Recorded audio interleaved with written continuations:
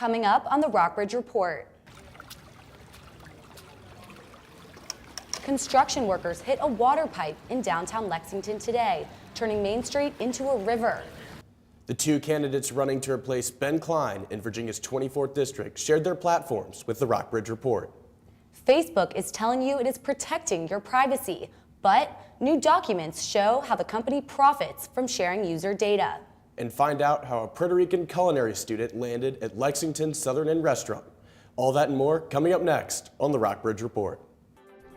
Live from the campus of Washington and Lee University with news from Rockbridge County, this is the Rockbridge Report. Welcome to the Rockbridge Report. I'm Bryn McCarthy. And I'm Crawford Humphreys. A special election to fill Delegate Ben Klein's vacated seat is scheduled for December 18th. Virginia's 24th district is usually an easy win for Republicans, but the rush of a single race ballot could give the Democrats a shot. And if the Democrats can pull off a win, the state house would be evenly split between Republicans and Democrats. Democrat candidate Christian Worth won her nomination with 75% of the vote at a firehouse convention on November 17th. The biggest issue facing the House of Delegates overall is that without a balance of power, which is what a win for a Democrat in this district would achieve, it's going to be hard to get things done. It took 4 years to expand Medicaid, and that was only because some Republican delegates finally understood, were willing to stand up for something that would actually help the folks in their district. And I commend that. So I think that if we are going to get things done, having a 50-50 balance of power will really require us all to listen to each other, be open to solutions, and really create bipartisan solutions. If you were to win, when you got to the House of Delegates, what would be the first issue you would want to tackle, and what is your plan of attack on that issue? Well, I think that the first issue that I'd want to tackle is the issue of expanding broadband into our rural areas. There's so many issues I care about, so honestly it's like picking your favorite child. It is hard because so many are so important and so vital. Worth's opponent is Republican candidate Ronnie Campbell. He won his nomination by only 1 vote in a firehouse primary. I do not feel that people are looking for a change. If you look at the 24th district, it's a very conservative district, and I feel that the people actually are looking for someone like myself. If you look at the midterms historically, and it followed exactly along historical lines, you have a change of leadership. When you have the president of a different party, usually it goes the other way, and everybody was predicting exactly what would happen. It didn't happen to the extent that some people were predicting, but it's just history. It's the way this country operates. After a couple of years, people go to the polls and they want a little bit of a change, but in some districts in the country, that doesn't happen. Those districts stay exactly like they are because the people that live there are comfortable with what's going on in their district. When the election came out, I had a 1-vote margin, and I want to say that anybody that ever thinks their vote does not count, they need to look at this and think about it. Reporter Maya Laura is live at one of the polling sites.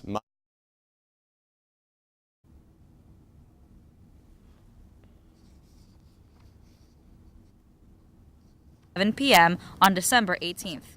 Whichever candidate wins the election will serve for only 1 year, filling the remainder of Klein's term. All 100 seats in the House will be up for election next year. For the Rockbridge Report, I'm Maya Laura. The stock markets plunged today in fear that the U.S.-China trade truce is in jeopardy, but it rallied to close down 78 points. The chief financial officer of Chinese company Huawei Technologies was arrested in Canada on Saturday and faces possible extradition to the U.S. Meng Wanzhou, who is also the daughter of the company's founder, is suspected of trying to evade U.S. trade sanctions on Iran. This morning, China demanded that Canada release her.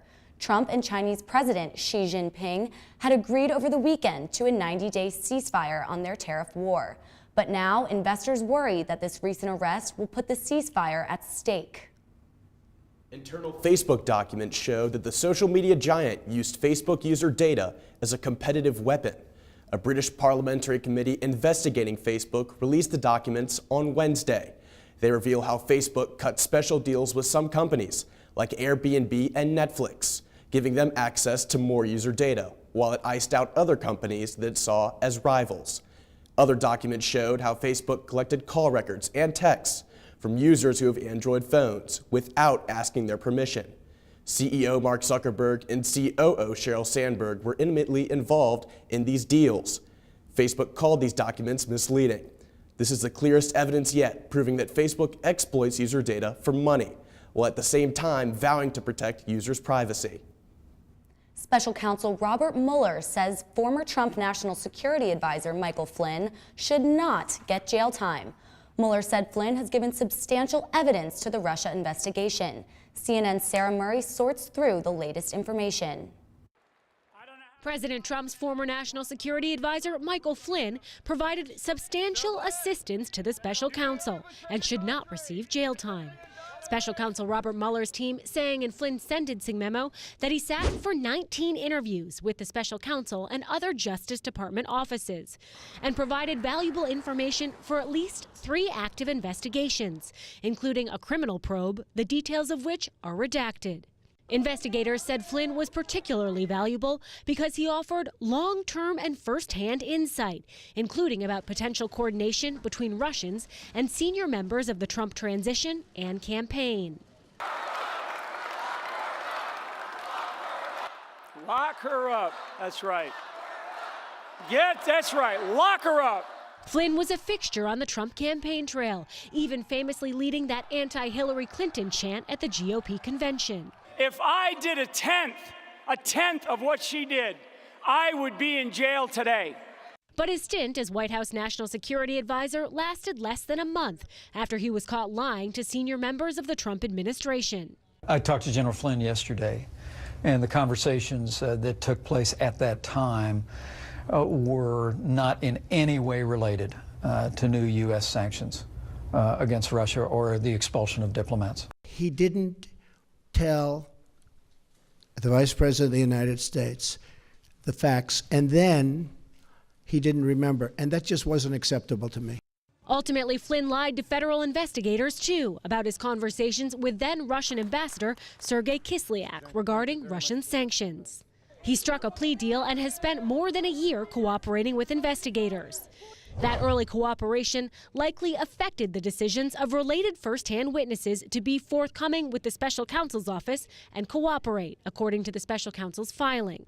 Flynn's revelations to Mueller could involve the president's son-in-law and advisor, Jared Kushner, who directed Flynn to contact the Russians about a key Security Council vote on Israeli settlements when Obama was still president before Trump had taken office.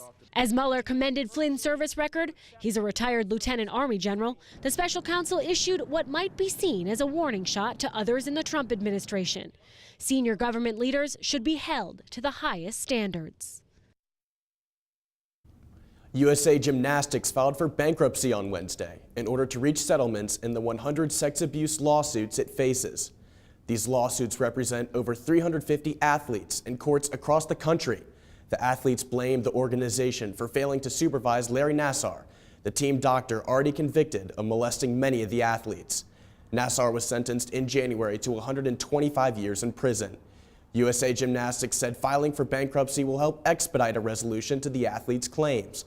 But an attorney representing dozens of the victims criticized the organization for blocking efforts to discover the truth about who at USA Gymnastics knew about Nassar's conduct and failed to stop it. A New Jersey pharmaceutical company is recalling its infant ibuprofen after discovering higher concentrations of medication in some packages. The recalled drugs were sold in Walmarts, CVS's, and dollar stores across the country. The pharmacy said there is a remote possibility that exposed infants would be vulnerable to permanent renal injury. Other adverse effects could be nausea, vomiting, headaches, and gastrointestinal bleeding, but the company has not received any of these adverse events. Americans said their final goodbyes to 41st President of the U.S. George H.W. Bush yesterday at his funeral in Washington. Today, a more intimate service was held in Texas. a send-off fit for a war hero. Family and friends of George H.W. Bush gathering at St. Martin's Episcopal Church in Houston, saying a final farewell to the 41st President of the United States. Touching tributes were delivered by the former president's Secretary of State. He understood that humility toward and not humiliation of a fallen adversary was the very best path to peace and reconciliation. And the grandson who carries his name.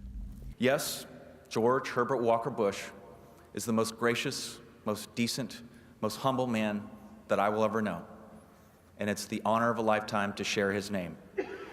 President George H.W. Bush returning home to Texas following a service at the National Cathedral Wednesday. World leaders past and present celebrating his life and legacy. President George H.W. Bush died on Friday at the age of 94. Known for his modesty, he served the United States as a naval pilot, congressman, CIA director, special envoy, vice president, and commander-in-chief. Bush will be buried at his presidential library in College Station, Texas, next to his beloved wife Barbara and daughter Robin. In College Station, I'm Kristen Holmes. Coming up next on the Rockbridge Report, Lexington's Main Street turned into a river today because of a damaged water line. A Puerto Rican culinary student is living her dream of working at a mainland U.S. restaurant here in Lexington. Rockbridge County saw snow, rain, and icy roads today, with temperatures hovering just above freezing. Stay tuned for the full 5-day weather forecast after the break. The Rockbridge Area Health Center is a community health center providing family medicine, pediatrics, women's health, dental, behavioral health, and prenatal services to uninsured, underinsured, and insured residents of the Rockbridge County and the surrounding areas. The health center offers a variety of discount programs, including help with the cost of appointments and prescriptions. Our AHC's current building expansion will allow us to better meet the needs of our community. For more information, visit us at rockahc.org or call at 540-464-8700.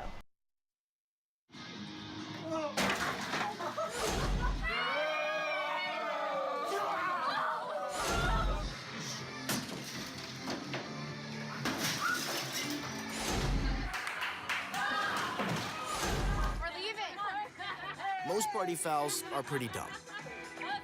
But if you decide to drink and drive underage, you could lose your license and your freedom. Underage drinking and driving. The ultimate party foul. Okay, so we drowned the fire, stirred it, drowned it again, and now just feel if it's cold. Yeah. Cool.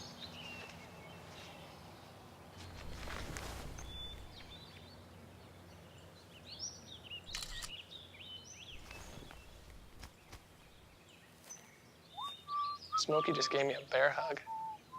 I know. I already posted it.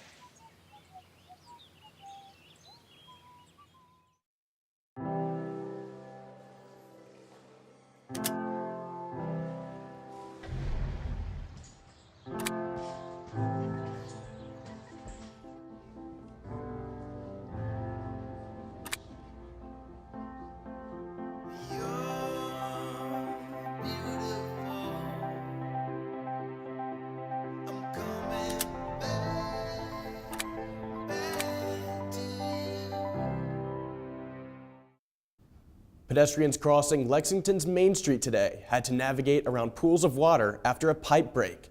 Construction workers have been repairing these pipes for months as a part of a major infrastructure project. But this morning, an excavator accidentally damaged a water line it was repairing. It took workers 40 minutes to repair the line. The broken pipe is in the area of Preston, McDowell, and South Main Streets. Meanwhile, the work continues to install a new water line on Main Street. So Tate, it's certainly getting colder outside. Is it true we should be expecting snow this weekend? It is true. Let's go take a look at the 5-day forecast. So as you can see, we have clear skies in Lexington today with a high of 40 degrees and a low of 28. There's 30.23 inches of mercury, a wind speed of 8 miles per hour, and a humidity of 49%. If we take a look at our regional radar, you can see there's a little bit of cloud coverage to our west, but mostly clear skies today. And looking at the area, most of the towns are ranging in around 40 degrees with a high of 43 in Charlottesville and a low of 40 in Lexington. For our 5-day forecast, we are looking at sunny skies tomorrow with a high of 43 and a low of 24. Saturday should follow suit with a high of 39, a low of 26, and there's that snow on Sunday with a high of 30 and a low of 27. Monday, we should be looking at a little bit of rain with a high of 39 and a low of 24, but the sun will come back out on Tuesday with a high of 43 and a low of 21. Back to you, Brennan Crawford.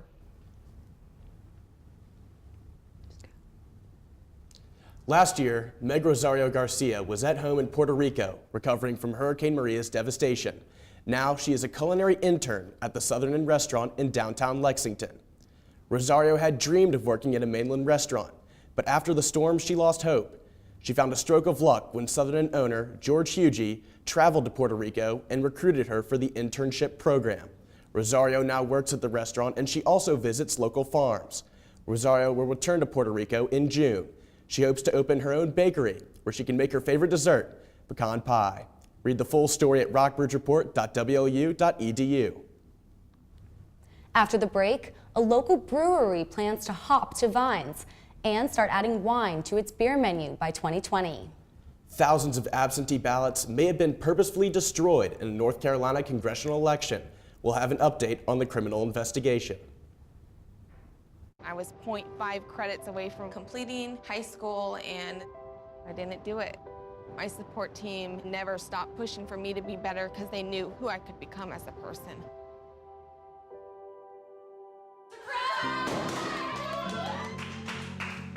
I've been given an opportunity and I'm just thankful for it. Find free adult education classes near you at finishyourdiploma.org.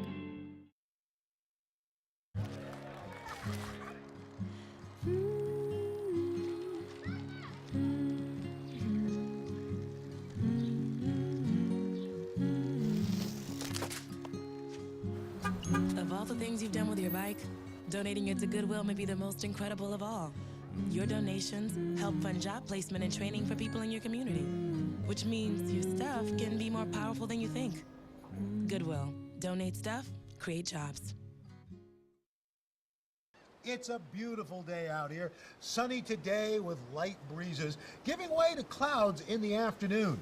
We could see some light precipitation to moderate precipitation later on, followed by powerful storm-like conditions. 90 miles per hour winds are expected. Authorities are asking everyone, stay indoors. Come on, that's it. Let's go.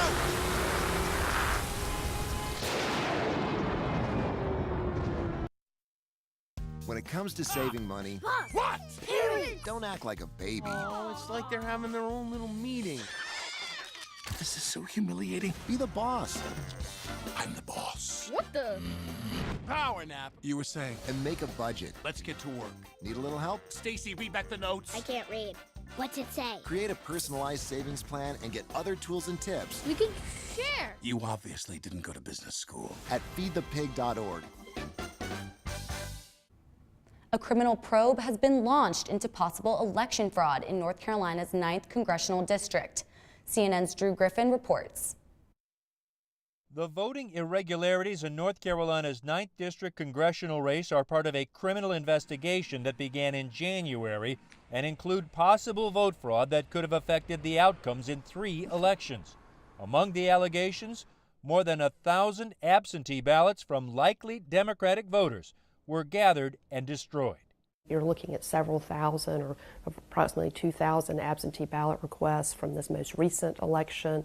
Of about 40% of those, it appears at this point, may not have been returned. Lauren Freeman, the district attorney for Wake County, North Carolina, was sent this letter back in January by the district attorney of Bladen County, asking for help to investigate voter fraud allegations and possible false statements to affect election outcomes allegedly perpetrated by McCrae Dallas. Dallas is this man, a political operative hired by Republican congressional candidate Mark Harris. Harris won the 9th District race in a squeaker, just 905 votes. But that vote count is now in doubt because the operation run by McCrae Dallas could have affected more than 1,000 of the votes. Freeman says her office and the North Carolina State Bureau of Investigation are also looking at these hundreds of absentee ballots which were cast but with suspicious witness signatures on them. A second part of the alleged scheme, where absentee ballots were only partially filled out by voters, then gathered up unsealed, allowing political operatives working for the Republican to fill in the rest. Does it appear that there was a scheme for one or a couple or a group of people to stamp a bunch of ballots the way they wanted to stamp them and send them in? I think this, again, is a matter that is very much under investigation. Those are the types of allegations that we are reviewing currently. Voters like Aubrey Atkinson say McCrae Dallas actually showed up at his door to help him fill in his absentee ballot. Well, I had to get them to spell it out to me because I can't read and write. He can't remember who he voted for. Lacey Allison had help too. He remembers voting for sheriff, but not for Congress. What about the congressional race? A guy named Harris and a guy named McCready. I don't remember which one, but I do remember those two names. A Rockbridge County craft brewery is turning its attention to wine while continuing to produce beers. Brennan Black has the story. The Great Valley Farm Brewery in Natural Bridge brews and serves local. Since opening in 2016, the brewery has grown in popularity. Owner Nathan Bailey says they rely mostly on local clientele. We've got, probably about 75% local and probably about 25%, travelers, tourists. So that's, been nice to have the support from the local community. Bailey wasn't always a craft brewer. Originally, brewing beer was just a hobby. I was, worked in the corporate world for about 12 years as a project manager with, Honeywell and other technology companies. The brewery's menu is diverse, but they have found a specialty. We kind of do Belgian-style beers. So about half to two-thirds of our list will be Belgian style at any one time. Customer Eric Jones says he loves the quality beverages and the atmosphere that the brewery offers. The taste of Rockbridge County right here. I mean, when we talk about the wine, it's like the wine grapes. He's using ingredients that he's growing right here, which is fantastic, and that's something you can't get anywhere else around here. Bailey says the brewery has plans to expand to include wine. They will start production next year and have sales by 2020. We actually planted the vineyard before we opened the brewery, so we had, plans to do the vineyard and winery even before the brewery. With its beautiful scenery and delicious local beverages, the Great Valley Farm Brewery showcases the best of what Rockbridge has to offer. And with its plans to expand in the future, it should continue to be a local favorite. I'm Brennan Black, reporting with Matil Sharman and Colin Whitmore for the Rockbridge Report. After the break, this trending gaming sport is captivating Washington and Lee students and players across the world. And the Perry McClure girls basketball team is hungry to win its third consecutive state championship.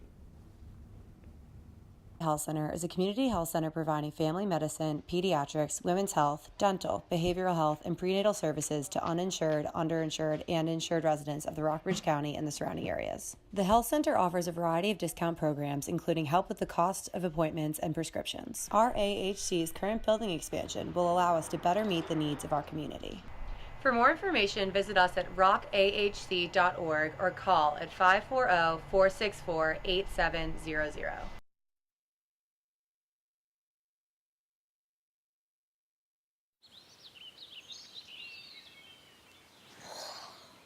Oh, look, a redhead. Staring contest.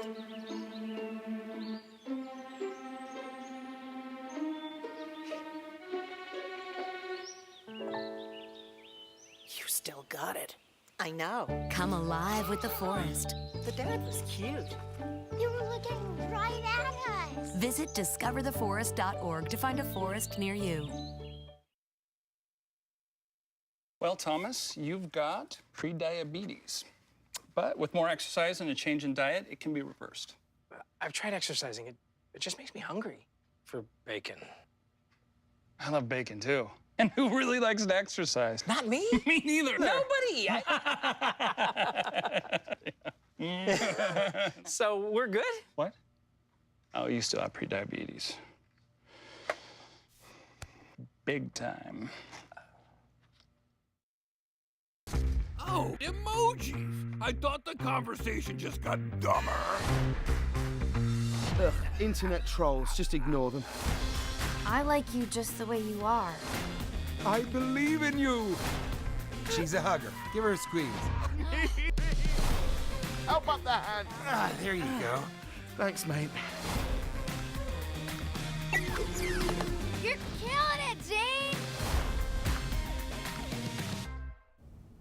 So Sophie, hockey fans are super excited right now. Can you tell us a little bit about Seattle's new team? They sure are. The NHL Board of Governors voted unanimously to award Seattle a hockey team after a decade without one. The new team is yet to be named and will start in the 2021 through 2022 season. Seattle lost its previous hockey franchise in 2008. Seattle was the first U.S. city to win the Stanley Cup back in 1917. Now, more than 100 years later, they'll have that chance again. In local sports, VMI basketball fell to number 15 Virginia Tech yesterday, 89-68. The VMI wrestling team won both of its matches Saturday afternoon at Davidson College against Sacred Heart University in Davidson. WNL Wrestling has won its first ever national ranking. After beating Southern Virginia in November and winning the Ohio Northern Invitational this past weekend, the Generals are now ranked 22nd in the NWCA Division III. The 5-3 men's basketball team won 87-70 against Bridgewater. Women's basketball won 81-52 against Eastern Mennonite University. The Rockbridge County High School girls basketball team lost to Stanton River last week, 44-37, and are 3-2 so far this season. They will host Fort Defiance next Tuesday. The 3-1 boys team won at home last week, 43-41 against Nelson County. They will play Harrisonburg at home tomorrow. Over in Buena Vista, Perry McClure boys basketball is 0-1. The boys lost last week at James River, 48-45. They will play Glenver at home tomorrow. Perry McClure girls basketball is 1-0. The Fighting Blues beat Highland 73-11 and will play at Spotswood tomorrow night. Perry McClure's girls varsity basketball team has achieved unprecedented success. Last year, the Lady Blues won their second consecutive state championship. Colin Whitmore has the story. Perry McClure High School in Buena Vista is small. It has a student body of only 412 students, but the girls varsity basketball team plays big. They've won 2 consecutive state championships, and they want more. Coach Adam Gilbert says the team is dominated by 9 seniors. This group, they're basketball lifers. They play, they can't get enough of it. The girls' average margin of victory in 13 regional games last year was 60 points. They finished the season on a 13-game win streak. They defeated Surry County 51-42 in the state title game. They're hard-nosed kids. They know what it takes, not only during the season, but all season. These kids are in the weight room working hard year-round in the summer and the fall. Senior Tristan Clark says the team's success is due to the chemistry on and off the court. We've been together for, I don't even know how many years, at least 6, and we just work together really well. Gilbert says the seniors have been winning since their freshman year. They were the first group of Lady Blues to make the state semifinals since 1978. Coming into this year, they understand what it takes, obviously, to get it done. They've been there a time or two, but they know it's no guarantee. Senior Allison Coleman says the team isn't worrying about pressure to succeed. Going back to back, everybody thinks there's like a bullet on you that you should do this, but we're not going to put that pressure on us, and we're just going to go game by game. Last season, the Lady Blues went 27-2 in their championship campaign. They allowed only 26 points per game. We're a defensive team. We don't let teams score many points. That's what we take pride in. Gilbert says the team practices with a unique shooting drill his coach ran when he played at Perry McClure from 2002 to 2006. They have to stay shot, sight, feel, and yes or clear. Sight, we're working on the release, the touch, and the feel. The Lady Blues opened their season in style Monday night, defeating Highland County 73-11. The team is back in action tomorrow night at Spotswood High School in Rockingham County. For the Rockbridge Report, I'm Colin Whitmore. Washington Lee recognized eSports as a club sport on campus in September. Ellie Cosgrove has the story on how the organization started and how it's grown. Staying up late playing video games can now earn you a scholarship to college. Athletic powerhouses like Ohio State are building arenas for the sport. Rachel Rothkin knew she wasn't going to get a scholarship to Washington and Lee for gaming, but she expected more than what she found when she arrived 3 years ago. I'm originally from California, where a bunch of gamer nerds and techies, and coming here, the biggest culture shock for me actually was coming here and finding that there was no gaming club and gaming scene on campus. Rothkin decided to start a gaming community her sophomore year. She called it Washington and Lee eSports. It started with just a few students who played at tables in the university's student activity area, known as Elrod Commons. We've grown to over 100 members, which is about 5% of the undergrad population here at WNL. And now we have a house, and also this past year we got recognized as official club sport. In September, Rothkin met with Ray Ellington, who is the director of WNL Campus Recreation. They talked about esports becoming the university's next varsity sport. The first step in that process was to register esports as a club sport. They've been able to get a lot of deals on technology and the required equipment. So they're already a step ahead of a lot of programs throughout the country. And I could see it eventually, not soon, but eventually it could potentially become a varsity sport. Some of the esports played at WNL include Hearthstone, a collectible card game, League of Legends, a multiplayer online battle arena video game, and Fortnite, a battle-to-the-death animated video game. Our organization is put into two sections. One is the competitive division, where we have our competitive teams that we coordinate to compete against other schools in official tournaments, but then also more of like a casual, just kind of like gaming club on campus, just for gaming enthusiasts. The old Beta Theta Pi fraternity house that you see here behind me on North Jefferson Street is now the new esports theme house, where athletes live and practice their skills. Rothkin said that the transformation of this house was funded by campus recreation, residential housing, and student activities. For the Rockbridge Report, I'm Ellie Cosgrove. That's all for today's Rockbridge Report, but stick around to watch the full interviews with candidates Christian Worth and Ronnie Campbell. And tune in to Channel 18 next Thursday at 5 p.m. for an in-depth look at the challenges of being a two-sport athlete at Washington and Lee.